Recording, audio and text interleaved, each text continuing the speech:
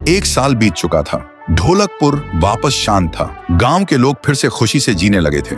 हर पूर्णिमा को लोग एक दिया जलाकर ठुन ठुन ठुन साहुर को याद करते थे। पर एक रात कुछ ऐसा हुआ जो फिर से सब कुछ बदल के रख दिया। लाशें फिर से मिलने लगी। हर 2 दिन बाद किसी न किसी के घर के सामने एक कटी हुई लाश पड़ी होती। गांव फिर से कांप उठा। एक दिन सब लोग महाराज के पास पहुंचते हैं और रो रो कर गांव की घटनाओं के बारे में बताते हैं। रात को महाराज 2 सेनापतियों से कहते हैं, जाओ और खोजो इस कांड के पीछे कौन है। लेकिन सुबह सिर्फ उनकी लाशें लौट कर आईं। एक का सिर था ही नहीं, दूसरे के पैर कट चुके थे।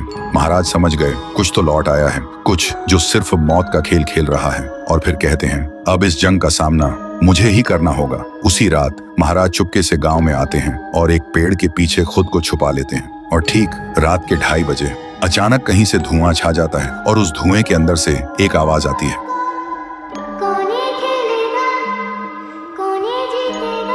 और फिर धुएं के बीच से निकलती है एक गुड़िया, गोल आंखें, एक बेजान सी मुस्कान, लेकिन चेहरा मौत का पैगाम।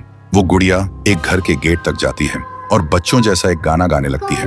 उसके गाने की आवाज सुनकर एक आदमी बाहर आता है और अगले ही पल वो गुड़िया उसका सिर चबा जाती है। वो आदमी तड़प तड़प के वहीं जमीन पर गिर जाता है। महाराज सब कुछ देखते हैं। उनकी आंखें भर जाती हैं। उन्हें समझ आ जाता है इसके सामने जाना मतलब खुद का अंत लिखना है। अगली सुबह गांव के लोग इकट्ठा होते हैं। महाराज कहते हैं, ये पिछले भूत से भी ज्यादा डरावनी है।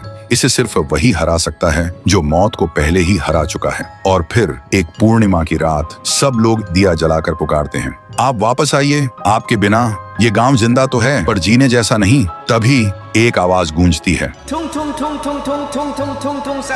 और उसी देह की आग से एक जलता हुआ पेड़ बनने लगता है और उसी पेड़ में से ठुन ठुन ठुन साहुर निकलता है। तभी फिर से वही धुआं छा जाता है और उसके साथ ही एक आवाज।